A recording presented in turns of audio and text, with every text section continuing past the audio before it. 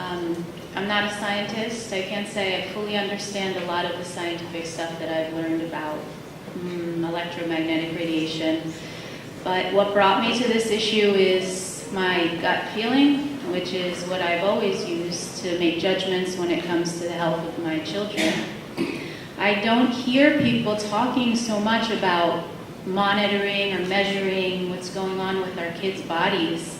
I hear people talking about measuring these devices and these machines, but these kids are much more sensitive, and they're living beings. They're made of flesh and bone. I think that's what we need to really take into consideration. And I don't think that there is any technology right now that can actually measure the exposure that a child is getting when they sit in school all day in a Wi-Fi environment. We know that cell phones are dangerous. In my home, we do everything we can to limit our exposure to EMF because it's everywhere. Our kids are exposed to it all the time. Then they come to school and sit here all day, and it doesn't make a lot of sense.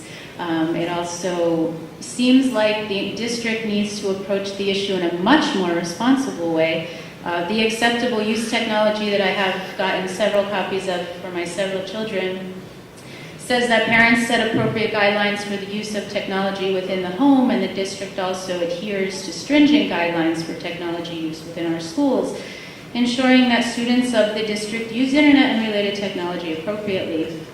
To me, again, in my home, my gut feeling, appropriately means safely. We turn it off when it's not in use. We don't use Wi-Fi, but if we ever do with our little devices here and there and everywhere else, they're off when they're not being used.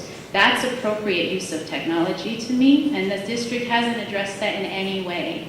So I think there's a lot of ground to cover. This is a progressive issue, and this is a progressive community. So I think that we can make some ground here.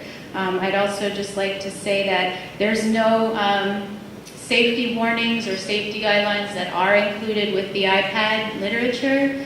In this packet here, the students were given the iPads in the middle school and high school. 30 seconds. They were not given the safety guidelines that are included with those devices from the company. To me, that's common sense, and it's actually pretty negligent, I think, on the district's part. So I would love to see you guys go forward in a positive direction. Protect our kids, be cautious. You can make changes without eliminating technology, that's for sure. Thank you so much.